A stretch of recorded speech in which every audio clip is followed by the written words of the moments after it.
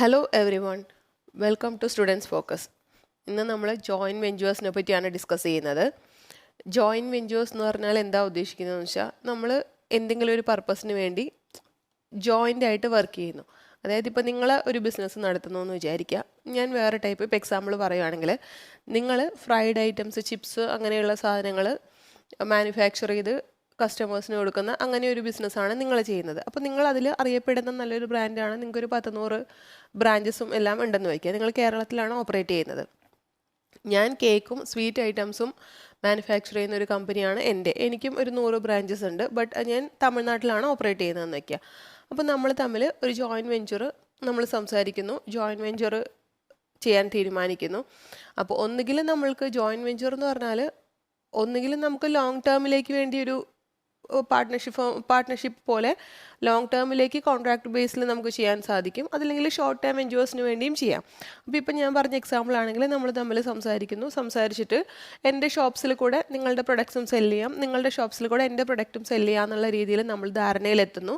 അതിന് നമ്മളൊരു joint venture agreement ഒക്കെ വയ്ക്കുന്നു. അതായത് അതിൻ്റെ ടേംസ് ആൻഡ് കണ്ടീഷൻസ് എങ്ങനെ പ്രൊഡക്റ്റ് സെല് ചെയ്യുന്നത്, അല്ലെങ്കിൽ അതിൻ്റെ റേറ്റിൻ്റെ പിന്നെ റേറ്റ് ചെയ്താൽ അതിൻ്റെ പ്രോഫിറ്റ് എങ്ങനെ ഡിവൈഡ് ചെയ്യും, ഇത്ര പെർസെൻറ്റേജ് കമ്മീഷനാണോ അല്ലെങ്കിൽ പ്രോഫിറ്റ് ഷെയർ ആണോ, അങ്ങനെയുള്ള ടേംസ് ആൻഡ് കണ്ടീഷൻസ് എല്ലാം നമ്മൾ ഈ ജോയിൻറ്റ് വെഞ്ചറിൻ്റെ എല്ലാ ടേംസും വെച്ചിട്ട് നമ്മൾ ജോയിൻറ്റ് വെഞ്ചർ എഗ്രിമെൻറ്റ് വയ്ക്കും. അപ്പോൾ അങ്ങനെ നമ്മൾ തമ്മിലത് തീരുമാനമായെന്ന് വെച്ചു. അപ്പോൾ അങ്ങനെ നമ്മൾ ചെയ്യുവാണെങ്കിൽ അതിൻ്റെ ഗുണം എന്താണ്? ഇപ്പോൾ കേരളത്തിലാണ് നിങ്ങൾക്ക് ബ്രാഞ്ചസ് ഉള്ളത്. അപ്പോൾ എനിക്ക് കേരളത്തിൽ വേറെ ഞാൻ സെപ്പറേറ്റ് ബ്രാഞ്ച് തുടങ്ങി അത് എസ്റ്റാബ്ലിഷ് ആയി പ്രൊഡക്റ്റ് മാർക്കറ്റ് ചെയ്യാനൊക്കെ വരുമ്പോൾ എനിക്ക് ഒത്തിരി കോസ്റ്റ് കൂടുതലാണ്. ഓൾറെഡി നിങ്ങൾക്ക് 100 ബ്രാഞ്ചസ് ഉള്ളതുകൊണ്ട് എനിക്ക് ആ എക്സ്പെൻസസ് ഒന്നും വരുന്നില്ല. നമ്മൾ തമ്മിൽ ജോയിൻറ്റ് വെഞ്ചർ എഗ്രിമെൻ്റ് ഉള്ളതുകൊണ്ട് എനിക്ക് നിങ്ങളുടെ ഷോപ്സിൽ കൂടെ എൻ്റെ പ്രൊഡക്ട്സ് ഡെലിവർ ചെയ്യാൻ സാധിക്കും. ഇനി നിങ്ങൾക്ക് നേരെ മറിച്ച് നിങ്ങളുടെ പ്രൊഡക്റ്റ് ഇപ്പോൾ നിങ്ങൾ കേരളത്തിൽ മാത്രമാണ് സെല് ചെയ്യുന്നത്. അപ്പോൾ നിങ്ങൾക്ക് 100 ബ്രാഞ്ചിൽ കൂടിയാണ് നിങ്ങൾ സെല് ചെയ്യുന്നത്. ആ സമയത്ത് നിങ്ങൾക്ക് ഇപ്പോൾ തമിഴ്നാട്ടിൽ എൻ്റെ 100 ബ്രാഞ്ചിൽ കൂടെയും നിങ്ങൾക്ക് നിങ്ങളുടെ പ്രൊഡക്റ്റ് സെല് ചെയ്യാൻ സാധിക്കും. അപ്പം നമ്മൾ ജോയിൻറ്റ് വെഞ്ചർ ചെയ്യുന്നത് എപ്പോഴും എന്തെങ്കിലും ഒരു പെർട്ടിക്കുലർ ഗോളിന് വേണ്ടിയായിരിക്കും. അതിൽ രണ്ടുപേരുടെയും മ്യൂച്വൽ ബെനിഫിറ്റിന് വേണ്ടി. കാരണം ഇങ്ങനത്തെ കേസിൽ ഇപ്പോൾ നമ്മൾ പറഞ്ഞ എക്സാമ്പിൾ ആണെങ്കിൽ നിങ്ങളുടെ ഷോപ്സിൽ കൂടെ എൻ്റെ പ്രൊഡക്റ്റ് സെല് ചെയ്യുമ്പോൾ എനിക്കതിൽ നിന്ന് പ്രോഫിറ്റ് കിട്ടുന്നുണ്ട്, നിങ്ങൾക്കും അതിൽ നിന്ന് പ്രോഫിറ്റ് ഷെയറോ കമ്മീഷനോ എന്താണെന്ന് വെച്ചാൽ നിങ്ങൾക്കും അതിൽ നിന്ന് റവന്യൂ വരുന്നുണ്ട്. എൻ്റെ ഷോപ്സിലൂടെ നിങ്ങളുടെ ഐറ്റം സെല് ചെയ്യുമ്പോൾ നേരെ മറിച്ചു. അപ്പോൾ രണ്ടുപേർക്കും അതിൽ നിന്ന് ഇൻകം വരുന്നുണ്ട്, അല്ലെങ്കിൽ രണ്ടുപേരുടെയും മ്യൂച്വൽ ബെനിഫിറ്റ് അതിൽ വരുന്നുണ്ട്, രണ്ടുപേർക്കും അത് ബെനിഫിറ്റ് ആവുന്നുണ്ട്. അങ്ങനെ നമ്മൾ ചെയ്യുന്ന ആക്ടിവിറ്റിയാണ് നമ്മൾ ഏതെങ്കിലും ബിസിനസ് രണ്ടുപേർ തമ്മിൽ രണ്ടോ അതിലധികമോ ആളുകൾ ജോയിൻ്റ് ആയിട്ട് ചെയ്യുന്നതിനെയാണ് നമ്മൾ ജോയിൻറ്റ് വെഞ്ചേഴ്സ് എന്ന് പറയുന്നത്. ജോയിൻറ്റ് വെഞ്ചേഴ്സ് ചെയ്യുമ്പോൾ ഇതിൽ നമുക്ക് റിസോഴ്സസും എക്സ്പെർട്ടൈസും നമുക്ക് കൂടുതൽ ചെയ്യാൻ പറ്റും ആ ഒരു പെർട്ടിക്കുലർ ഗോളിന് വേണ്ടി. കാരണം ഇപ്പം നിങ്ങളുടെ ഒരാളുടെ കയ്യിലുള്ള റിസോഴ്സസ് പ്ലസ് എൻ്റെ കയ്യിലുള്ള റിസോഴ്സും കൂടി ആകുമ്പോൾ അത് കൂടുമല്ലേ. ഇപ്പം നിങ്ങളുടെ കയ്യിൽ 100 ബ്രാഞ്ചസ് ഉണ്ട്, എൻ്റെ കയ്യിൽ 100 ബ്രാഞ്ച് ഉണ്ട്. അപ്പോൾ നമ്മൾക്ക് ടോട്ടൽ 2 സ്ഥലത്തും ഇപ്പം എൻ്റെ ബ്രാഞ്ചിൽ നിങ്ങളുടെ ബോർഡും ഒക്കെ വയ്ക്കുന്നു, നിങ്ങളുടെ ബ്രാഞ്ചിൽ എൻ്റെ ബോർഡും ഒക്കെ വയ്ക്കുമ്പോൾ ടോട്ടലി ഇപ്പോൾ ആളുകൾ നോക്കുമ്പോൾ എത്ര? നിങ്ങളുടെ കമ്പനിക്ക് 200 ബ്രാഞ്ചസ് ഉണ്ട്, എൻ്റെ കമ്പനിക്കും 200 ബ്രാഞ്ചസ് ഉണ്ട്. സോ അത് മ്യൂച്വൽ ബെനിഫിറ്റുമാണ്, റിസോഴ്സസും എക്സ്പെർട്ടൈസും കൂടുതലാണ്. അപ്പോൾ നിങ്ങളൊരു ഫീൽഡിൽ എക്സ്പേർട്ടാണ്, ഞാൻ വേറെ ഫീൽഡിൽ എക്സ്പേർട്ടാണ്. അപ്പോൾ നമുക്കത് രണ്ടുപേർക്കും കൂടെ നല്ല രീതിയിൽ ചെയ്യാൻ സാധിക്കും. അങ്ങനെ ചെയ്യുന്നതിനാണ് നമ്മൾ ജോയിൻറ്റ് വെഞ്ചേഴ്സ് എന്ന് പറയുന്നത്. ജോയിൻറ്റ് വെഞ്ചേഴ്സിൽ 2 പ്രൈവറ്റ് കമ്പനീസ് തമ്മിൽ തന്നെ ജോയിൻറ്റ് വെഞ്ചർ ഉണ്ടാക്കണം എന്നില്ല. ഗവൺമെൻറ് കമ്പനിയും പ്രൈവറ്റ് കമ്പനി ആയിട്ടാവാം, അല്ലെങ്കിൽ 2 പ്രൈവറ്റ് കമ്പനി തന്നെയാവാം, അല്ലെങ്കിൽ പ്രൈവറ്റ് കമ്പനിയും ഗ്ലോബൽ എൻ്റർപ്രൈസസുമായിട്ടാവാം, അല്ലെങ്കിൽ ഗവൺമെൻറ് കമ്പനിയും ഗ്ലോബൽ എൻ്റർപ്രൈസസും ആവാം. അങ്ങനെ ഏത് രീതിയിൽ വേണമെങ്കിലും നമുക്ക് ജോയിൻറ്റ് വെഞ്ചേഴ്സ് ഫോം ചെയ്യാം. അപ്പോൾ നോർമലി പല കുട്ടികളും വിചാരിക്കുന്ന 2 പ്രൈവറ്റ് പാർട്ടീസ് തമ്മിലാണ് ജോയിൻറ്റ് വെഞ്ചേഴ്സ് ചെയ്യുന്നതെന്നാണ്. അപ്പോൾ അങ്ങനെയല്ല. ഇതിൽ നമുക്ക് ഒന്നുകിൽ ഒരു ലോക്കൽ എൻറ്റിറ്റി ഒരു ഫോറിൻ എൻറ്റിറ്റി ആയിട്ട് ജോയിൻറ്റ് വെഞ്ചർ വയ്ക്കാമെന്ന്, അല്ലെങ്കിൽ ഫോറിൻ എൻറ്റിറ്റി ഒരു ലോക്കലി എസ്റ്റാബ്ലിഷ്ഡ് ആയൊരു കമ്പനി അല്ലെങ്കിൽ ഒരു ഫേമോ ആയിട്ട് ജോയിൻറ്റ് വെഞ്ചർ ചെയ്യാൻ സാധിക്കും. ഇനി അതും അല്ലെങ്കിൽ ഈ ഫസ്റ്റ് 2 കേസിൽ നമ്മൾ ഓൾറെഡി എക്സിസ്റ്റൻ്റ് ആയ ഒരു കമ്പനിയിലാണ് ചെയ്യുന്നത്. ഇപ്പോൾ ഒരു ലോക്കൽ കമ്പനിയിൽ ഒരു ഫോറിൻ ഫേം ഇൻവെസ്റ്റ് ചെയ്യുന്ന, അല്ലെങ്കിൽ ഫോറിൻ ഫേം അവരായിട്ട് ജോയിൻറ്റ് വെഞ്ചർ വയ്ക്കുന്ന ഒന്നാണ് ലോക്കൽ കമ്പനി ഇവിടെ ഓൾറെഡി ഉള്ളതാണ്. നേരെ മറിച്ച് നമ്മൾ ഒരു ഫോറിൻ കമ്പനിയിൽ ചെയ്യുന്നെങ്കിലും അത് ഓൾറെഡി എക്സിസ്റ്റ് ചെയ്യുന്ന കമ്പനിയായിട്ടാണ് നമ്മൾ ജോയിൻറ്റ് വെഞ്ചർ വയ്ക്കുന്നത്. 3rd കേസിലാണെങ്കിൽ ഇപ്പോൾ 2 അതിലധികമോ ആളുകൾ ജോയിൻ ചെയ്തിട്ട് അവരൊരു പുതിയൊരു എൻറ്റിറ്റി ഫോം ചെയ്യുവാണ് എന്തെങ്കിലും ഒരു പർപ്പസിന് വേണ്ടി. അപ്പോൾ അങ്ങനെയുള്ള രീതിയിലും നമുക്ക് ജോയിൻറ്റ് വെഞ്ചർ വയ്ക്കാം. അതായത് ABCD എന്ന് പറഞ്ഞ് 4 ആളുകൾ ചേർന്നിട്ട് അവർ ABCD ലിമിറ്റഡ് എന്ന് പറഞ്ഞൊരു കമ്പനിയോ അല്ലെങ്കിൽ ഒരു പാർട്ട്ണർഷിപ്പ് ഫേമോ അല്ലെങ്കിൽ അങ്ങനെ ഒരു ജോയിൻ്റ് ആയിട്ട് ഇവരുടെ ആക്ടിവിറ്റീസ് എന്തെങ്കിലും ഒരു പെർട്ടിക്കുലർ ഗോളിന് വേണ്ടി അവർ 4 പേരും കൂടി ചേർന്നൊരു പുതിയൊരു എൻറ്റിറ്റി സ്റ്റാർട്ട് ചെയ്ത് അങ്ങനെയും നമുക്ക് ചെയ്യാൻ സാധിക്കും. ഇനി ജോയിൻറ്റ് വെഞ്ചേഴ്സ് നമ്മൾ ചെയ്യാനുള്ള റീസൺ എന്തിനു വേണ്ടി നമ്മൾ എപ്പോഴും ജോയിൻറ്റ് വെഞ്ചർ ചെയ്യുന്നത്? Business expansion. ഇപ്പം നമ്മൾ പറഞ്ഞ കേസിൽ തന്നെ നേരത്തെ നമ്മൾ പറഞ്ഞ കേസിൽ 100 ബ്രാഞ്ചസിൽ കൂടെ നമുക്ക് ബിസിനസ് ചെയ്തിരുന്നത് നമ്മൾ തമ്മിലുള്ള ജോയിൻറ്റ് വെഞ്ചറിന് ശേഷം നമുക്ക് 200 ബ്രാഞ്ചസ് ആയി. അപ്പോൾ ബിസിനസ് എക്സ്പാൻഡ് ചെയ്യാൻ സാധിക്കും. പിന്നെ ഡെവലപ്മെൻറ്റ് ഓഫ് ന്യൂ പ്രൊഡക്ട്സ്. നമുക്ക് പുതിയ പ്രൊഡക്ട്സ് റിസർച്ച് ആൻഡ് ഡെവലപ്മെൻറ്റ് വിങ്ങിലൂടെ പുതിയ പ്രൊഡക്ട്സ് ഡെവലപ്പ് ചെയ്യാൻ സാധിക്കും. ഇനി അതുമല്ല ഇപ്പോൾ എൻ്റെ ഷോപ്സിൽ കൂടെ ഞാൻ സെല് ചെയ്തിരുന്നത് സ്വീറ്റ്സ് ഐറ്റംസ് ആണ്, കേക്ക് അതുപോലെ സ്വീറ്റ്സ് ഐറ്റംസ് ആണ്. നിങ്ങളുടെ ഷോപ്സിൽ കൂടെ നിങ്ങൾ സെല് ചെയ്തിരുന്നത് ഫ്രൈഡ് ഐറ്റംസ് ആണ്, പൊട്ടാറ്റോ ഫ്രൈസ് അങ്ങനെ ഉള്ള ഐറ്റംസ് ആണ്. അപ്പോൾ നമുക്ക് ഇപ്പം നിങ്ങളുടെ ഷോപ്സിൽ വരുന്ന ആളുകൾ സ്വീറ്റ്സ് ആവശ്യമുള്ള ആളുകളും ഉണ്ടായിരിക്കാം. അപ്പോൾ അത് നിങ്ങളുടെ ഷോപ്സിൽ കൂടെ തന്നെ നിങ്ങൾക്ക് ആ പുതിയ പ്രൊഡക്റ്റ് നിങ്ങളുടെ പ്രൊഡക്റ്റ് ലിസ്റ്റിൽ ആഡ് ചെയ്യാൻ സാധിക്കും. നിങ്ങളുടെ ഷോപ്സിൽ വരുന്നവർക്ക് ഒത്തിരി പ്രൊഡക്റ്റ് ചൂസ് ചെയ്യാൻ സാധിക്കും. സെലക്ഷൻ കൂടുതലുള്ള ഷോപ്സ് ആവും. അപ്പോൾ അങ്ങനെയുള്ള സ്ഥലത്തിലെ ആളുകൾ കയറാൻ കൂടുതൽ ഇഷ്ടപ്പെടുന്നത് ഒത്തിരി പ്രൊഡക്റ്റ് ഉണ്ട്, അപ്പോൾ അവർക്ക് ഇഷ്ടമുള്ള പ്രൊഡക്റ്റ് ചൂസ് ചെയ്തെടുക്കാൻ സാധിക്കും. പിന്നെ അതുകൂടാതെ ഇതിൻ്റെ വേറൊരു പർപ്പസ് എന്ന് പറഞ്ഞാൽ നമുക്ക് പരിചയമില്ലാത്ത അല്ലെങ്കിൽ നമുക്ക് ഇപ്പോൾ നമ്മൾ ബിസിനസ് ചെയ്യാത്ത ഒരു മാർക്കറ്റിലേക്ക് പുതിയതായിട്ട് നമുക്ക് എൻ്റർ ചെയ്യാൻ വേണ്ടി. നമ്മൾ പറഞ്ഞ എക്സാമ്പിൾ തന്നെ എനിക്ക് കേരളത്തിൽ ഷോപ്സ് ഇല്ല, നിങ്ങൾക്ക് തമിഴ്നാട്ടിലും ഷോപ്സ് ഇല്ല. അപ്പോൾ നമ്മൾക്ക് ഇല്ലാത്ത ഒരു സ്ഥലത്തേക്ക് എൻ്റർ ചെയ്യാൻ നമുക്ക് ഈ ജോയിൻറ്റ് വെഞ്ചർ യൂസ് ചെയ്യാം. പ്രത്യേകിച്ച് വേറൊരു കൺട്രിയിലേക്കാണ് നമ്മൾ എൻ്റർ ചെയ്യുന്നതെങ്കിലും, ഇപ്പോൾ ഞാൻ കേരളത്തിൽ വർക്ക് ചെയ്യുന്ന ഒരു കമ്പനിയാണെങ്കിൽ എനിക്ക് USA കൂടെ ബിസിനസ് ചെയ്യണമെന്നുണ്ടെങ്കിൽ ഞാൻ USA ചെന്നിട്ട് ആദ്യം ബിസിനസ് സ്റ്റാർട്ട് ചെയ്ത് 1-2 ബ്രാഞ്ചസ് തുടങ്ങി അത് എസ്റ്റാബ്ലിഷ് ആയി ഒരു 100 ബ്രാഞ്ച് അല്ലെങ്കിൽ 50 ബ്രാഞ്ച് ആക്കി എടുക്കണമെങ്കിൽ എത്ര നാളെടുക്കും, അതിനെനിക്ക് എത്ര എക്സ്പെൻസും വേണ്ടി വരും. ആ സമയത്ത് ഞാനിവിടെ ഒരു വെൽ എസ്റ്റാബ്ലിഷ്ഡ് ബ്രാൻഡാണ് ഇവിടെയെങ്കിൽ ഞാൻ USA വേറൊരു എസ്റ്റാബ്ലിഷ്ഡ് ബ്രാൻഡായിട്ട് ഞാൻ ജോയിൻറ്റ് വെഞ്ചർ വയ്ക്കുവാണ്. അപ്പോൾ എനിക്ക് അവിടെയുള്ള അവരുടെ ബ്രാഞ്ചസ് യൂസ് ചെയ്യാൻ സാധിക്കും. അല്ലെങ്കിൽ ആ ടേംസ് ആൻഡ് കണ്ടീഷൻസ് എന്താണോ അതനുസരിച്ച് എനിക്ക് വേറൊരു കൺട്രിയിൽ വർക്ക് ചെയ്യാനോ അല്ലെങ്കിൽ മാർക്കറ്റ് എനിക്ക് എടുക്കാൻ സാധിക്കും. സോ ഇതിനെല്ലാം വേണ്ടിയാണ് നമ്മൾ ജോയിൻറ്റ് വെഞ്ചേഴ്സ് ചെയ്യുന്നത്. അപ്പോൾ ഇന്ത്യയിൽ ജോയിൻറ്റ് വെഞ്ചറിന് സെപ്പറേറ്റ് ലോ ഇല്ല. നമ്മൾ നോർമലി ഒരു ഇന്ത്യൻ കമ്പനി ഇന്ത്യയിൽ ഫോം ചെയ്യുമ്പോൾ എന്തൊക്കെ ഫോർമാലിറ്റി ആണോ ഏതൊക്കെ രീതിയിലാണോ ട്രീറ്റ് ചെയ്യുന്നത് അതുപോലെ തന്നെയാണ് ഒരു ജോയിൻറ്റ് വെഞ്ചർ വെച്ചിട്ട് നമ്മളൊരു കമ്പനി ഇന്ത്യയിൽ ഫോം ചെയ്താലും ട്രീറ്റ് ചെയ്യുന്നത്. ഇനി നമുക്ക് ജോയിൻറ്റ് വെഞ്ചറിൻ്റെ ബെനിഫിറ്റ്സ് എന്തൊക്കെയാണെന്ന് നോക്കാം. First one, increased resources and capacity. നമ്മൾ ഇപ്പോൾ പറഞ്ഞ എക്സാമ്പിളിൽ വെച്ച് തന്നെ നമുക്ക് റിസോഴ്സസ് കൂടുതൽ സാധിക്കും. ഇപ്പോൾ എക്സാമ്പിൾ ഞാൻ എൻ്റെ പ്ലാന്റിൽ കൂടെ ഒരു 10,000 യൂണിറ്റ്സ് ആണ് പ്രൊഡ്യൂസ് ചെയ്യുന്നതെന്ന് വെക്കുക. ഒരു ദിവസം ഒരു 10,000 യൂണിറ്റ്സ് പ്രൊഡ്യൂസ് ചെയ്യുന്നു. അപ്പോൾ വേറെ ഏതെങ്കിലും ഒരു കമ്പനിയായിട്ട് ഞാൻ ജോയിൻറ്റ് വെഞ്ചർ വെച്ചു. അപ്പോൾ അവരുടെ പ്ലാന്റിൽ കൂടെയും എനിക്ക് പ്രൊഡ്യൂസ് ചെയ്യാൻ സാധിക്കുന്നുണ്ടെങ്കിൽ, ഇപ്പോൾ അവരുടെ പ്ലാന്റിലും ഒരു 10,000 പ്രൊഡക്ഷന് വേണ്ടി എനിക്ക് യൂസ് ചെയ്യാൻ സാധിക്കുന്നുണ്ടെങ്കിൽ എൻ്റെ ഡെയിലി പ്രൊഡക്ഷൻ കപ്പാസിറ്റി എത്രയായി? 20,000 യൂണിറ്റ്സ് ആയി. നേരത്തെ 10,000 ആയിരുന്നു, ഇപ്പോൾ 20,000 യൂണിറ്റ്സ് ആയി. അതുപോലെ റിസോഴ്സസും എനിക്ക് കൂടുതൽ കിട്ടുവാണ്. അവരുടെ റിസോഴ്സസും കൂടെ എനിക്ക് യൂസ് ചെയ്യാൻ സാധിക്കും, അല്ലെങ്കിൽ എൻ്റെ കമ്പനിയുടെ റിസോഴ്സസ് കൂടെ അവർക്ക് യൂസ് ചെയ്യാൻ സാധിക്കും. സോ അതുകൊണ്ട് ജോയിൻറ്റ് വെഞ്ചറിൽ ഇൻക്രീസ്ഡ് റിസോഴ്സസും കപ്പാസിറ്റിയും നമുക്ക് അവൈലബിൾ ആയിട്ട് വരുന്നു. ഇനി access to new markets and distribution networks. ഇപ്പം നമ്മൾ ഇന്ത്യയിൽ ബിസിനസ് ചെയ്യുന്ന ഒരാൾക്ക് USA പോകണമെങ്കിൽ നമ്മൾ USA പോയി ഫേം സ്റ്റാർട്ട് ചെയ്ത് എസ്റ്റാബ്ലിഷ് ചെയ്തെടുക്കണമെങ്കിൽ നമ്മൾ നേരത്തെ പറഞ്ഞല്ലോ ഒത്തിരി എക്സ്പെൻസും ആവും, അതിന് ടൈമും എടുക്കും. അപ്പം നമുക്ക് ന്യൂ മാർക്കറ്റിൽ പോകുമ്പോൾ അവിടെ ഒരു എസ്റ്റാബ്ലിഷ്ഡ് ആയ ബ്രാൻഡ് അല്ലെങ്കിൽ അവിടെ ബ്രാഞ്ചസ് ഉള്ള അവിടെ നല്ല രീതിയിൽ പോയിക്കൊണ്ടിരിക്കുന്ന ഒരു ഫേമായിട്ട് നമ്മൾ ജോയിൻറ്റ് വെഞ്ചർ വയ്ക്കുവാണെങ്കിൽ നമുക്ക് അവരുടെ ഡിസ്ട്രിബ്യൂഷൻ നെറ്റ്വർക്ക്സ് അല്ലെങ്കിൽ അവരുടെ ഡിസ്ട്രിബ്യൂഷൻ ചാനൽസ് നമുക്ക് യൂസ് ചെയ്യാൻ സാധിക്കും. നമുക്ക് പെട്ടെന്ന് ആ കൺട്രിയിലേക്ക് എൻട്രിയും കിട്ടും, പുതിയ മാർക്കറ്റിലേക്ക് നമുക്ക് എൻട്രി കിട്ടും. നമ്മൾ ഇല്ലാത്തൊരു മാർക്കറ്റിൽ, നമ്മളിപ്പോൾ വർക്ക് ചെയ്യാത്തൊരു മാർക്കറ്റിൽ നമുക്ക് പെട്ടെന്ന് എൻട്രി കിട്ടും, നമുക്ക് പെട്ടെന്ന് നമ്മളുടെ ബിസിനസ് പ്രോഫിറ്റബിൾ ആക്കി എടുക്കാൻ സാധിക്കും. ഇനി next one, access to technology. ഇപ്പോൾ എക്സാമ്പിൾ ഇന്ത്യയിലൊരു പുറത്തൊരു കമ്പനി വന്ന് ഇന്ത്യയിൽ നമ്മളുടെ ഒരു കമ്പനിയായിട്ട് ജോയിൻറ്റ് വെഞ്ചർ വയ്ക്കാമെന്ന് വയ്ക്കുക. അപ്പോൾ നമ്മളിവിടെ യൂസ് ചെയ്യുന്ന ടെക്നോളജി ഒന്നും ആയിരിക്കില്ല ചിലപ്പോൾ അവർ യൂസ് ചെയ്യുന്നത്. അവരുടെ അടുത്ത് കുറച്ചും കൂടെ ഹൈടെക് ടെക്നോളജി ഉണ്ടായിരിക്കാം, ഹൈടെക് മെഷീനറീസ് ഉണ്ടായിരിക്കാം. അപ്പോൾ ആ ജോയിൻറ്റ് വെഞ്ചറോട് കൂടി എന്ത് പറ്റും, ഇപ്പോൾ SF ലിമിറ്റഡ് എന്ന് പറഞ്ഞൊരു കമ്പനി ആണെങ്കിൽ ആ SF ലിമിറ്റഡ് എന്ന് പറഞ്ഞാൽ ഇന്ത്യൻ കമ്പനിക്ക് ഒരു ഹൈടെക് മെഷീനറി യൂസ് ചെയ്യാൻ സാധിക്കുവാണ്. അപ്പോൾ നോർമൽ ഒരു മെഷീനറി വെച്ച് നമ്മൾ പ്രൊഡ്യൂസ് ചെയ്തിരുന്ന അല്ലെങ്കിൽ നമ്മൾ കസ്റ്റമർക്ക് ഡെലിവറി ചെയ്തിരുന്ന ഗുഡ്സ് ആൻഡ് സർവീസസിനേക്കാളും കുറച്ചും കൂടെ നല്ല രീതിയിൽ നല്ല ക്വാളിറ്റിയും ഉള്ളതും റേറ്റ് കുറഞ്ഞതുമായ ഐറ്റംസ് നമുക്ക് കസ്റ്റമർക്ക് ഡെലിവർ ചെയ്യാൻ സാധിക്കും. അങ്ങനെ പുതിയ പുതിയ ടെക്നോളജീസ് നമുക്ക് കസ്റ്റമേഴ്സിന് പ്രൊവൈഡ് ചെയ്യാനും അതുവഴി നമുക്ക് കസ്റ്റമർ ബേസും കസ്റ്റമർ സാറ്റിസ്ഫാക്ഷനും കൂട്ടാനും സാധിക്കും.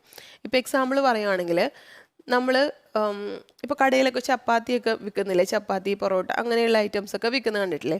അപ്പോൾ ഞാൻ അതിൻ്റെ ഒരു ബിസിനസ്സാണ് ഞാൻ ചെയ്യുന്നതെന്ന് വയ്ക്കുക. അപ്പോൾ ഞാനൊരു 50 പേരെ നിർത്തിയിട്ട് ചപ്പാത്തി, ഹാഫ് കുക്ക്ഡ് ചപ്പാത്തിയും ഹാഫ് കുക്ക്ഡ് പൊറോട്ട അങ്ങനെയുള്ള ഐറ്റംസ്, പൂരിയുടെ ഹാഫ് കുക്ക്ഡ് ഐറ്റം അതെല്ലാം പാക്ക് ചെയ്ത് വിൽക്കുന്ന ഒരു ബിസിനസ്സാണ് ഞാൻ ചെയ്യുന്നത്. അപ്പോൾ ഞാനിപ്പോൾ ആളുകളെ നിർത്തിയിട്ട് ആളുകളെ കൊണ്ട് അത് ബൈ ഹാൻഡാണ് എല്ലാവരും ചെയ്യുന്നത്. അപ്പോൾ എനിക്ക് എത്ര കോസ്റ്റ് ആവും? ഇപ്പോൾ ഒരു സ്റ്റാഫിന് 10,000 റുപ്പീസാണ് ഞാൻ മന്ത്ലി സാലറി കൊടുക്കുന്നതെങ്കിൽ തന്നെ ഈ 50 പേർക്ക് ഞാൻ സാലറി കൊടുത്തു വരുമ്പോൾ എനിക്ക് എത്ര വലിയ എമൗണ്ട് ആവും? ആ സമയത്ത് ഞാനിപ്പോൾ വേറൊരു കമ്പനിയായിട്ട് ജോയിൻറ്റ് വെഞ്ചർ വെച്ചു.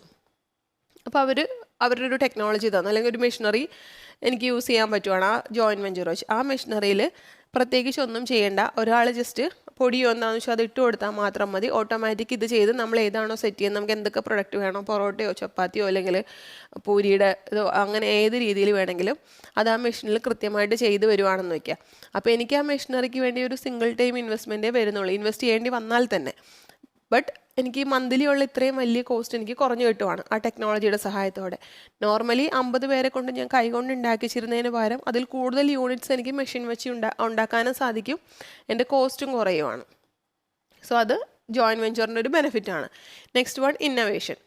നമ്മൾക്ക് പുതിയ പുതിയ പ്രൊഡക്ട്സ് ഇന്നോവേറ്റ് ചെയ്യാനായിട്ട് സാധിക്കും. കാരണം ജോയിൻറ്റ് വെഞ്ചർ ഇപ്പോൾ ഒരാളുടെ ക്രിയേറ്റിവിറ്റിക്കും ഒരാൾ എന്തൊക്കെ ഇന്നോവേറ്റ് ചെയ്യാം അല്ലെങ്കിൽ എന്തൊക്കെ ഐഡിയാസ് ഉണ്ടാവും എന്നുള്ളതിനൊരു ലിമിറ്റ് ഉണ്ടല്ലോ.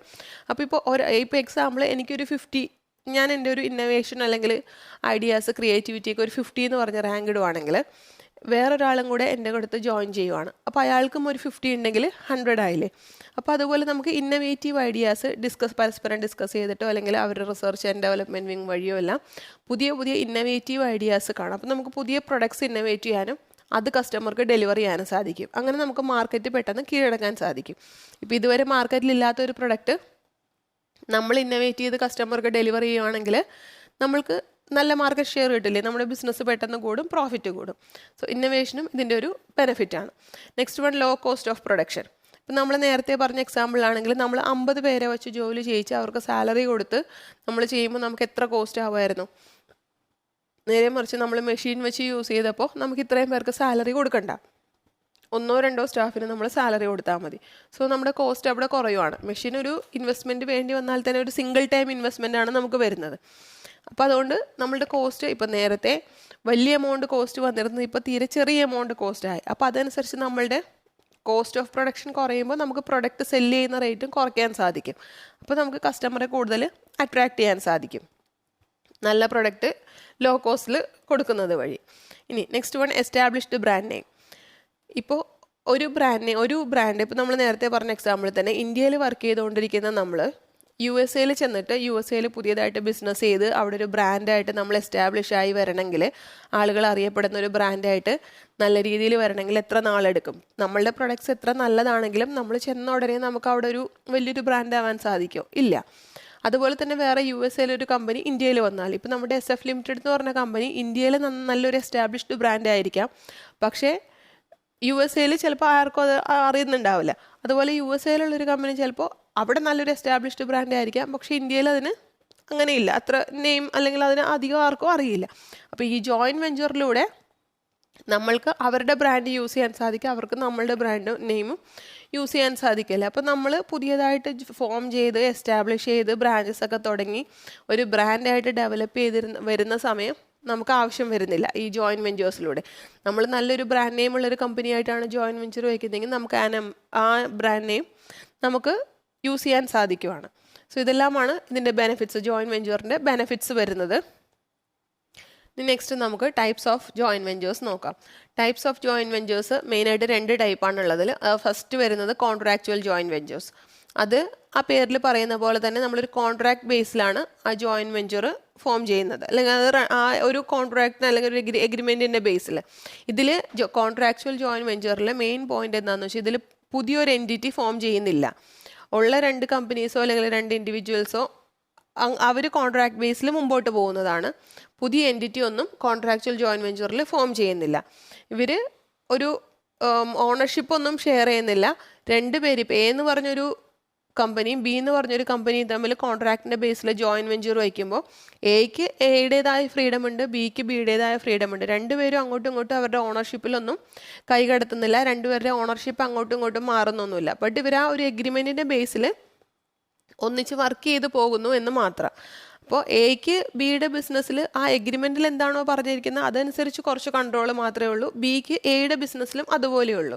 അല്ലാതെ രണ്ടുപേരും അവരൊരു സെപ്പറേറ്റ് ആളുകൾ ചെയ്യുന്ന ബിസിനസ്സിൽ ഇവർ കൈകടത്താൻ പോകുന്നില്ല. ഇപ്പോൾ ഞാൻ നിങ്ങളായിട്ടാണ് ജോയിൻറ്റ് വെഞ്ചർ വയ്ക്കുന്നതെങ്കിൽ നിങ്ങൾ ചെയ്യുന്ന ബിസിനസ്സിൻ്റെ ഡേ ടു ഡേ ആക്ടിവിറ്റീസ് ഞാൻ നോക്കാനോ അല്ലെങ്കിൽ അതിൽ കൺട്രോൾ ചെയ്യാനോ അതിനൊന്നും ഞാൻ വരുന്നില്ല. നിങ്ങൾ നേരെ തിരിച്ച് ഇങ്ങോട്ടുമില്ല. കോൺട്രാക്ച്വൽ ജോയിൻറ്റ് വെഞ്ചേഴ്സിൻ്റെ കേസിൽ അങ്ങനെയാണ്. കാരണം എന്താണെന്ന് വെച്ചാൽ അതിൽ ഓണർഷിപ്പ് ഷെയർ ചെയ്യുന്നില്ല. അപ്പോൾ അതിനിപ്പോൾ എക്സാമ്പിളായിട്ട് നമുക്ക് പറയാവുന്നത് ഫ്രാഞ്ചൈസി പറയാം. ഇപ്പം ഞാൻ നിങ്ങൾക്കൊരു ഫേം ഉണ്ട്, ഞാൻ നിങ്ങളുടെ ആ ഫേമിൻ്റെ ഒരു ഫ്രാഞ്ചൈസി എടുക്കുന്നു. അപ്പോൾ അതുകൊണ്ട് എന്താ ഗുണമെന്ന് വെച്ചാൽ നിങ്ങളുടെ ഫേം നല്ലൊരു എസ്റ്റാബ്ലിഷ്ഡ് ബ്രാൻഡ് ആണെങ്കിൽ എനിക്ക് ആ ബ്രാൻഡ് നെയിം യൂസ് ചെയ്യാൻ സാധിക്കും, എനിക്കത് വെച്ച് ബിസിനസ് ചെയ്യാൻ സാധിക്കും. അതിൽ നമ്മൾ എങ്ങനെയാണോ അതിൻ്റെ കോൺട്രാക്റ്റിലുള്ള ടേംസ് ആൻഡ് കണ്ടീഷൻസ് അത് വെച്ച് നമ്മൾ രണ്ടുപേരും ബിസിനസ് ചെയ്ത് പോകുന്നു. ബട്ട് ഞാൻ നിങ്ങളുടെ ഫ്രാഞ്ചൈസി എടുത്തു എന്ന് വെച്ച് നിങ്ങളുടെ ബിസിനസ്സിൻ്റെ ഓണർഷിപ്പ് എനിക്ക് കിട്ടുന്നുണ്ടോ? കിട്ടുന്നില്ല. അതിൽ ഓണർഷിപ്പ് ഷെയർ ചെയ്യുന്നില്ല. അപ്പോൾ ഫ്രാഞ്ചൈസി നമുക്കിതിനൊരു എക്സാമ്പിളായിട്ട് പറയാം. നിങ്ങളുടെ ബ്രാൻഡ് നെയിം ഞാൻ യൂസ് ചെയ്യുന്നു, അത് വെച്ച് ഞാൻ ബിസിനസ് ചെയ്യുന്നു എന്ന് മാത്രമേ ഉള്ളൂ, ബട്ട് ഞാൻ അതിൻ്റെ ഓണർ ആവുന്നില്ല. ഇനി വേറൊരു എക്സാമ്പിളൂടെ പറയാം. ഇപ്പോൾ എക്സാമ്പിൾ ഞാൻ റിലയൻസിൻ്റെ ഒരു ഫ്രാഞ്ചൈസി ഞാൻ എടുക്കുന്നു എന്ന് വയ്ക്കാം. അപ്പോൾ എനിക്ക് കുറച്ച് ഷോപ്സ് ഉണ്ട്, എനിക്കൊരു 50 ഷോപ്സ് ഉണ്ട്. ഞാൻ ആ 50 ഷോപ്സിൽ റിലയൻസ് ആയിട്ട് ജോയിൻറ്റ് വെഞ്ചറിൻ്റെ കാര്യം സംസാരിക്കുന്നു, കോൺട്രാക്ച്വൽ ജോയിൻറ്റ് വെഞ്ചറിൻ്റെ. അപ്പോൾ റിലയൻസ് ഓക്കെ അവരുടെ ടേംസ് ആൻഡ് കണ്ടീഷൻസ് എല്ലാം പറഞ്ഞിട്ട് അവരത് പറയുന്നു, ഞാനും അത് എഗ്രി ചെയ്യുന്നു. അപ്പോൾ അതിൻ്റെ വാല്യൂ എത്രയാണോ അതൊക്കെ വെച്ചിട്ട് എല്ലാ ടേംസും ഞങ്ങൾക്ക് രണ്ടുപേർക്കും ഓക്കെ ആയതുകൊണ്ട് ഞങ്ങൾ ടേംസ് വയ്ക്കുന്നു. ബട്ട് ഞാൻ റിലയൻസിൻ്റെ ഓണറാവില്ല. ഞാൻ അവരുടെ നെയിം യൂസ് ചെയ്യുന്നു. അപ്പോൾ എൻ്റെ ഷോപ്സിലൊക്കെ എനിക്ക് അവരുടെ ബോർഡൊക്കെ വയ്ക്കാൻ സാധിക്കും, അവരുടെ ബ്രാൻഡ് നെയിമൊക്കെ എനിക്ക് യൂസ് ചെയ്യാൻ സാധിക്കും. ബട്ട് ഞാനത് റിലയൻസിൻ്റെ ഓണർ ആവുന്നില്ല. അതുപോലെ റിലയൻസ് ആണെങ്കിലും ഞാൻ എന്തൊക്കെ വർക്ക് ചെയ്യുന്നു അത് നോക്കിയിട്ട് അവരതിലൊരു കൺട്രോളൊന്നും വെക്കുന്നില്ല. അവർ ആ എഗ്രിമെൻറ്റിൽ എന്തൊക്കെ ടേംസ് ആണോ പറഞ്ഞത് അത് കറക്റ്റാണോ അല്ലെങ്കിൽ അതിൻ്റെ രീതിയിലുള്ള കൺട്രോൾ മാത്രമേ കോൺട്രാക്ച്വൽ ജോയിൻറ്റ് വെഞ്ചറിൽ വയ്ക്കാൻ സാധിക്കുന്നുള്ളൂ. അപ്പോൾ ഇതുകൊണ്ട് എനിക്കിപ്പോൾ എന്താ ഗുണം? എനിക്ക് റിലയൻസിൻ്റെ ബ്രാൻഡ് നെയിം യൂസ് ചെയ്ത് എനിക്ക് ബിസിനസ് കൂടുതൽ ഡെവലപ്പ് ചെയ്യാൻ സാധിക്കുന്നു. ഇനി റിലയൻസിന് എന്താ ഗുണം? റിലയൻസിന് ഇപ്പോൾ എക്സാമ്പിൾ കേരളത്തിൽ അവർക്ക് 100 ബ്രാഞ്ചസ് ആണുള്ളതെന്ന് വയ്ക്കാം. അപ്പോൾ എനിക്കൊരു 50 ബ്രാഞ്ച് കൂടെ ഉണ്ട്. അപ്പോൾ അവർക്ക് ഈ 50 ബ്രാഞ്ചിലും കൂടെ അവരുടെ ബോർഡ് വെച്ച് ബിസിനസ് ചെയ്യുമ്പോൾ അവർക്ക് ആളുകൾ നോക്കുമ്പോൾ അവർക്ക് മൊത്തം 150 ബ്രാഞ്ച് ഉണ്ട്. അവർക്ക് പറയുമ്പോഴും അവരുടെ പ്രൊഡക്റ്റ് സെല്ല് ചെയ്യുന്ന സ്ഥലം 150 ബ്രാഞ്ചസിലൂടെ അവരുടെ പ്രൊഡക്റ്റ് സെല്ല് ചെയ്യുന്നുണ്ട്. അപ്പോൾ അവർക്കതൊരു അഡ്വർടൈസ്മെൻ്റ് ആണ്, അവർക്കും അതൊരു ബെനിഫിറ്റാണ്. അപ്പം അങ്ങനെ രണ്ടുപേരുടെയും ബെനിഫിറ്റിന് വേണ്ടിയാണ് എപ്പോഴും നമ്മൾ ജോയിൻറ്റ് വെഞ്ചർ ചെയ്യുന്നത്, അതിലുള്ള പാർട്ടീസിൻ്റെ മ്യൂച്വൽ ബെനിഫിറ്റിന് വേണ്ടി. ഇനി next one, equity based joint venture. നമ്മൾ ഇക്വിറ്റി എപ്പോഴും എപ്പോഴാണ്? ഷെയർ ഉള്ളപ്പോൾ, ഒരു കമ്പനിയുടെ ഓണർഷിപ്പ് ഉള്ളപ്പോഴാണ് നമ്മൾ ഇക്വിറ്റി വരുന്നത്. ഇക്വിറ്റി ഷെയർ ക്യാപിറ്റൽ അത് ഓണർഷിപ്പായിട്ട് ബേസ് ചെയ്ത് വരുന്നതല്ല. അതുപോലെ തന്നെയാണ് ഇക്വിറ്റി ബേസ്ഡ് ജോയിൻറ്റ് വെഞ്ചറിൽ ഒരു സെപ്പറേറ്റ് എൻറ്റിറ്റി, ഒന്നുകിൽ ഒരു സെപ്പറേറ്റ് ബിസിനസ് എൻറ്റിറ്റി ഫോം ചെയ്യും. ഇപ്പോൾ 2-3 ബിസിനസ് ഫേമോ 2-3 പാർട്ടീസ് ചേർന്നിട്ട് ഒരു സെപ്പറേറ്റ് ബിസിനസ് എൻറ്റിറ്റി ഫോം ചെയ്യും. ആ സെപ്പറേറ്റ് ബിസിനസ് എൻറ്റിറ്റിയിൽ 3 പേര് ചേർന്നാണ് തുടങ്ങിയെങ്കിൽ ഈ 3 പേർക്കും അതിൽ ഓണർഷിപ്പ് ഉണ്ടാവും. അവർ ആ എഗ്രിമെൻറ്റിൽ പറഞ്ഞിരിക്കുന്ന ടേംസ് ആൻഡ് കണ്ടീഷൻസ് എന്താണോ അതനുസരിച്ച് ഓണർഷിപ്പ് ഇവർ എത്ര പേരുണ്ടോ എത്ര പാർട്ടീസ് ചേർന്നാണോ സ്റ്റാർട്ട് ചെയ്തത് അവർ ഓണർഷിപ്പ് ഷെയർ ചെയ്യും. ഇതിൽ ഒന്നുകിൽ ഒരു പുതിയ എൻറ്റിറ്റി ആയിട്ട് ഇവർ സ്റ്റാർട്ട് ചെയ്യും, അല്ലെങ്കിൽ ഓൾറെഡി എസ്റ്റാബ്ലിഷ് ആയ ഒരു എൻറ്റിറ്റിയിൽ ആരെങ്കിലും പുറത്തുനിന്ന് ഒരാൾ വന്ന് ഷെയർ എടുക്കുകയും ചെയ്യാം. ഇപ്പോൾ ഇന്ത്യയിൽ എസ്റ്റാബ്ലിഷ് ആയ ഒരു ബ്രാൻഡിൽ പുറത്തൊരു ഫോറിൻ കമ്പനി വന്നിട്ട് അവരുടെ ഓണർഷിപ്പ് എടുക്കുന്നു. ഓണർഷിപ്പിന് എത്ര എമൗണ്ട് ആണോ അത് അവർ കൊടുത്തിട്ട് ഓണർഷിപ്പ് എടുത്തിട്ട് ഇവരൊരു എഗ്രിമെൻറ്റിൽ വർക്ക് ചെയ്തു പോകുന്നു. അങ്ങനത്തെ രീതിയിലും ചെയ്യാം, പുതിയൊരു എൻറ്റിറ്റി സ്റ്റാർട്ട് ചെയ്യുകയും ചെയ്യാം. 2 രീതിയിൽ നമുക്ക് equity based joint ventures form ചെയ്യാൻ സാധിക്കും. ഇക്വിറ്റി ബേസ്ഡ് ജോയിൻറ്റ് വെഞ്ചറിൽ ഓണർഷിപ്പ് എപ്പോഴും ഷെയർ ചെയ്യും. അവർ ആരാണോ പാർട്ടീസ് അവർ ഓണർഷിപ്പ് ഷെയർ ചെയ്യും. ഓണർഷിപ്പ് ഷെയർ ചെയ്യുന്നത് കൊണ്ട് തന്നെ ഇവർ മാനേജ്മെൻറ്റിലും എല്ലാത്തിലും ഇവരുടെ കൺട്രോൾ ഉണ്ടാവും. കാരണം നമ്മൾ 3 പേര് ചേർന്നൊരു ബിസിനസ് സ്റ്റാർട്ട് ചെയ്യുമ്പോൾ ആ ബിസിനസ് പ്രോഫിറ്റിൽ പോകേണ്ടതും നല്ല റിട്ടേൺ കിട്ടേണ്ടതും നമ്മളുടെ 3 പേരുടെ ആവശ്യമല്ലേ. അപ്പോൾ 3 പേരും മാനേജ്മെൻറ്റ് ഷെയർ ചെയ്യും, 3 പേരും റെസ്പോൺസിബിലിറ്റി ഷെയർ ചെയ്യും. ഇനി എന്തെങ്കിലും ക്യാപിറ്റൽ ഇൻവെസ്റ്റ്മെൻറ്റിനോ അല്ലെങ്കിൽ ഫണ്ട് ഇൻവെസ്റ്റ്മെൻറ്റിൻ്റെ കേസിലോ ഫിനാൻസിൻ്റെ കേസിലോ എല്ലാം 3 പേരും കൂടെ ചേർന്നായിരിക്കും ഡിസിഷൻ എടുക്കുന്നത്, 3 പേരും കൂടി ആയിരിക്കും ഇൻവെസ്റ്റ് ചെയ്യുന്നത്. കാരണം 3 പേരും അതിൻ്റെ ഓണേഴ്സ് ആണല്ലോ. അതനുസരിച്ച് തന്നെ ഇവർ 3 പേര് ഇൻവെസ്റ്റ് ചെയ്യുന്നതുകൊണ്ട് തന്നെ പ്രോഫിറ്റ് ആയാലും ലോസ് ആയാലും ഇവർ 3 പേരും കൂടെ ഷെയർ ചെയ്യും. ഇവർ ഇതിൽ ഏത് ടേമിലാണോ ആ എഗ്രിമെൻറ്റ് വന്നേക്കുന്നത്, ഏത് ബേസിലാണോ ഇവരുടെ ഓണർഷിപ്പൊക്കെ വരുന്നത്, ആ ബേസിൽ ഇവർ പ്രോഫിറ്റ് അല്ലെങ്കിൽ ലോസ് ഷെയർ ചെയ്യും. അപ്പോൾ ഇതാണ് രണ്ട് ടൈപ്പ് ജോയിൻറ്റ് വെഞ്ചേഴ്സ് വരുന്നത്. ഇപ്പോൾ ഇക്വിറ്റി ബേസ്ഡ് ജോയിൻറ്റ് വെഞ്ചറിന് ഒരു എക്സാമ്പിൾ പറഞ്ഞാൽ നമ്മളുടെ ഇന്ത്യൻ ഒരു കമ്പനി ഉണ്ട്, ജിയോജിത്ത് എന്ന് പറഞ്ഞാൽ. നിങ്ങൾ ചിലപ്പോൾ വഴിയിൽ കൂടെ പോകുമ്പോൾ ബോർഡൊക്കെ കണ്ടിട്ടുണ്ടാവും. ജിയോജിത്ത് ഫിനാൻഷ്യൽ സർവീസസ് എന്നായിരുന്നു ആ കമ്പനിയുടെ പേര്. അത് ഇവിടെ പുറത്തുള്ളൊരു കമ്പനി BNB പരിബാസ് എന്ന് പറഞ്ഞ കമ്പനി, ഒരു ഫോറിൻ കമ്പനി, ജിയോജിത്തിൽ വന്ന് ജിയോജിത്തിൻ്റെ ഷെയർ എടുത്തു. അപ്പോൾ ഷെയർ അവർ മേടിച്ച് കഴിഞ്ഞപ്പോൾ ജിയോജിത്തിൻ്റെ പേര് മാറി ജിയോജിത്ത് BNB പരിബാസ് ലിമിറ്റഡ് എന്നായി. അപ്പോൾ അതൊരു പുതിയൊരു കമ്പനിയായിട്ടല്ല വന്നത്. അവർ വന്നിട്ട് ഓൾറെഡി എക്സിസ്റ്റിംഗ് ആയ കമ്പനിയുടെ ഷെയർസ് അവർ മേടിച്ച് ചെയ്യുമായിരുന്നു. അപ്പോൾ അതുപോലെ തന്നെ ഒന്നുകിൽ നമ്മൾക്ക് അങ്ങനെ ചെയ്യാം, ഓൾറെഡി ഇവിടെ എസ്റ്റാബ്ലിഷ്ഡ് ആയ അല്ലെങ്കിൽ ഒരു സ്ഥലത്ത് എസ്റ്റാബ്ലിഷ്ഡ് ആയ ഒരു കമ്പനിയുടെ ഷെയർസിലേക്ക് വേറൊരാൾ വന്ന് ആ കമ്പനിയുടെ ഓണർഷിപ്പ് എടുത്ത് ഷെയർ മേടിച്ച് ഇക്വിറ്റി എടുത്തിട്ട് അവർക്ക് ഓണറായിട്ട് ആ ബിസിനസ് കണ്ടിന്യൂ ചെയ്തുകൊണ്ട് പോകാം, രണ്ടോ മൂന്നോ പേര് ഒന്നിച്ച് ചേർന്നിട്ട്. അതല്ലെങ്കിൽ ഇനി നമ്മൾക്ക് അതിന് താല്പര്യം, നമ്മൾ വേറെ എന്തെങ്കിലും ഒരു പർപ്പസിന് വേണ്ടിയാണ് ഇത് സ്റ്റാർട്ട് ചെയ്യുന്നതെങ്കിൽ ഇപ്പോൾ ABCD 4 പേര് ചേർന്നിട്ട് സെപ്പറേറ്റ് ഒരു പുതിയ എൻറ്റിറ്റി സ്റ്റാർട്ട് ചെയ്യുന്നത്. ഇപ്പോൾ അവർക്കുള്ള ബിസിനസ്സോ അതൊന്നും അത് ഇൻക്ലൂഡഡ് അല്ല, അതല്ലാതെ ഒരു പുതിയ എൻറ്റിറ്റി സ്റ്റാർട്ട് ചെയ്തിട്ട് അങ്ങനെയും അവർക്ക് ചെയ്തുകൊണ്ട് പോകാൻ സാധിക്കും. അപ്പോൾ ഇതാണ് രണ്ട് type joint ventures. Contractual joint വെഞ്ചറിൽ ഓണർഷിപ്പ് ഷെയറിംഗ് ഒന്നും വരുന്നില്ല, പുതിയ എൻറ്റിറ്റി ഫോം ആവുന്നില്ല. ബട്ട് ഇക്വിറ്റി ബേസ്ഡിൽ ഓണർഷിപ്പ് ഷെയറിംഗ് വരുന്നുണ്ട്, പുതിയ എൻറ്റിറ്റി ഫോം ആവുന്നുണ്ട്. ഇനി next one, public private partnership, PPP model എന്താണെന്ന് വെച്ചാൽ നമുക്ക് പബ്ലിക് ഫെസിലിറ്റീസ് പ്രൊവൈഡ് ചെയ്യാൻ വേണ്ടി, പബ്ലിക് ഫെസിലിറ്റി ഡിസൈൻ ചെയ്യാനും ബിൽഡ് ചെയ്യാനും വേണ്ടി നമ്മുടെ ഗവൺമെൻറ്റോ അല്ലെങ്കിൽ ഗവൺമെൻറ് ഡിപ്പാർട്ട്മെൻറ്റ്സോ അവർ പ്രൈവറ്റ് പാർട്ടീസായിട്ട് പാർട്ട്ണർഷിപ്പ് വയ്ക്കുന്നു. അതിനെയാണ് നമ്മൾ PPP മോഡൽ എന്ന് പറയുന്നത്. ഇപ്പോൾ എക്സാമ്പിൾ, ഒരു റോഡ് കൺസ്ട്രക്ട് ചെയ്യണം. അപ്പോൾ അതിൽ കുറച്ചൊരു പാറ പൊട്ടിച്ച് അങ്ങനെയൊക്കെ ചെയ്യണം. അപ്പോൾ കുറച്ചൊരു ലോങ് പ്രൊജക്റ്റാണ്, ഒത്തിരി കൂടുതൽ ആളുകൾ വേണം, കുറച്ച് ടെക്നോളജിയൊക്കെ യൂസ് ചെയ്യണം. അപ്പോൾ ഗവൺമെൻറ് ഒരു പ്രൈവറ്റ് പാർട്ടിയായിട്ട് സംസാരിക്കുന്നു. ഓക്കെ, ഞങ്ങൾ ഫണ്ട് ചെയ്യാം. അപ്പോൾ ഗവൺമെൻറ് പറയും, ഞങ്ങൾ ഫണ്ടൊക്കെ തരാം, ഇതിന് ചെയ്യാൻ വേണ്ടിയുള്ള ഫിനാൻസൊക്കെ ഞങ്ങൾ ചെയ്തു തരാം, നിങ്ങളിത് കൺസ്ട്രക്ട് ചെയ്ത് തരണം, ഞങ്ങൾക്ക് പബ്ലിക്കിന് വേണ്ടി ഈ റോഡ് കൺസ്ട്രക്ട് ചെയ്ത് തരണം. അപ്പോൾ അങ്ങനെ പ്രൈവറ്റ് പാർട്ടി അത് എഗ്രി ചെയ്യുന്നു. ഓക്കെ, അപ്പോൾ ഗവൺമെൻറ് അതിന് ഫിനാൻസ് ചെയ്യുന്നു, അതിനാവശ്യമുള്ള ക്യാഷൊക്കെ ഗവൺമെൻറ് പ്രൊവൈഡ് ചെയ്യും. അതിൻ്റെ ഡിസൈൻ ചെയ്യുന്നതും അതിൻ്റെ കൺസ്ട്രക്ഷൻ വർക്കൊക്കെ ചെയ്യുന്നത് ആരായിരിക്കും? ഈ പ്രൈവറ്റ് പാർട്ടി ആയിരിക്കും ചെയ്യുന്നത്. അപ്പോൾ ഗവൺമെൻറ് ഫിനാൻസ് ചെയ്യുന്നതുകൊണ്ട് തന്നെ അതിൻ്റെ ഓണർഷിപ്പ് എല്ലാം ഗവൺമെൻറ്റിന് തന്നെയാണ്, പബ്ലിക് സെക്ടറിന് തന്നെയാണ് അതിൻ്റെ ഫിനാൻസ് ഉള്ളത്. പബ്ലിക് സെക്ടറിന് തന്നെയാണ് അതിൻ്റെ ഓണർഷിപ്പ് ഉള്ളത്. ബട്ട് വർക്ക് ചെയ്യുന്നത് പ്രൈവറ്റ് പാർട്ടീസ് ആയിരിക്കും. അപ്പോൾ അങ്ങനെ ഒരു എഗ്രിമെൻറ്റിൽ അവർ പ്രൈവറ്റ് പാർട്ടിയും പബ്ലിക് പാർട്ടിയും കൂടെ ജോയിൻ ചെയ്ത് വർക്ക് ചെയ്ത് പോകുന്നതിനെയാണ് നമ്മൾ പബ്ലിക് പ്രൈവറ്റ് പാർട്ട്ണർഷിപ്പ് എന്ന് പറയുന്നത്. PPP മോഡൽ എന്ന് അതിനെ പറയാറുണ്ട്. അപ്പോൾ അത് ഇൻഫ്രാസ്ട്രക്ചർ ഡെവലപ്മെൻറ്റിനാണ്. ഇപ്പോൾ റോഡ്സ് കൺസ്ട്രക്ട് ചെയ്യുക, അല്ലെങ്കിൽ ഡാംസ്, ബ്രിഡ്ജസ് അതെല്ലാം കൺസ്ട്രക്ട് ചെയ്യാൻ, അല്ലെങ്കിൽ സ്കൂൾസ്, കോളേജസ്, ഹോസ്പിറ്റൽസ്, അങ്ങനെ അതെല്ലാം ഒരു പബ്ലിക് ഫെസിലിറ്റീസ് പ്രൊവൈഡ് ചെയ്യാൻ വേണ്ടി, അല്ലെങ്കിൽ അതിന് ഡിസൈൻ ചെയ്യാനോ കൺസ്ട്രക്ട് ചെയ്യാനോ വേണ്ടി പ്രൈവറ്റ് പാർട്ടിയും പബ്ലിക് പാർട്ടിയായിട്ട് എഗ്രിമെൻറ്റ് വെച്ച് അവർ വർക്ക് ചെയ്യുന്നു. അതിനെയാണ് നമ്മൾ PPP മോഡൽ എന്ന് പറയുന്നത്. ഓക്കെ, ഇതോടുകൂടി നമ്മളുടെ ഈ ചാപ്റ്റർ തീർന്നു. ഇനി നെക്സ്റ്റ് നമുക്ക് 4th ചാപ്റ്റർ, നെക്സ്റ്റ് വീഡിയോയിൽ നമുക്ക് 4th ചാപ്റ്റർ സ്റ്റാർട്ട് ചെയ്യാം. അപ്പോൾ നിങ്ങൾ ടെക്സ്റ്റ് വായിക്കുക, നന്നായിട്ട് പഠിക്കുക. എന്തെങ്കിലും ഡൗട്ട് ഉണ്ടെങ്കിൽ നിങ്ങൾ കമൻറ്റ് ചെയ്താൽ മതി. പിന്നെ നിങ്ങൾ ഒരു ദിവസം പകൽ എന്തൊക്കെയാണോ പഠിക്കുന്നത് ആ കാര്യങ്ങൾ നിങ്ങൾ രാത്രി കിടക്കുന്നതിന് മുമ്പ് ഒന്നുകൂടെ ജസ്റ്റ് വായിക്കുക. അപ്പോൾ നിങ്ങൾക്കത് നന്നായിട്ട് ഓർമ്മയിൽ നിൽക്കും. കാരണം ആ ഒരു ദിവസം തന്നെ നിങ്ങൾ 2 പ്രാവശ്യം ആ ടോപ്പിക്ക് കവർ ചെയ്ത് പോയതുകൊണ്ട് നിങ്ങൾ പെട്ടെന്ന് അത് മറന്നു പോവില്ല. സോ അങ്ങനെ പഠിക്കുക. അപ്പോൾ നിങ്ങൾക്ക് കുറച്ചും കൂടെ നല്ല രീതിയിൽ എക്സാമിന് എഴുതാനും നല്ല മാർക്ക് സ്കോർ ചെയ്യാനും എല്ലാം സാധിക്കും. So thank you very much and all the very best.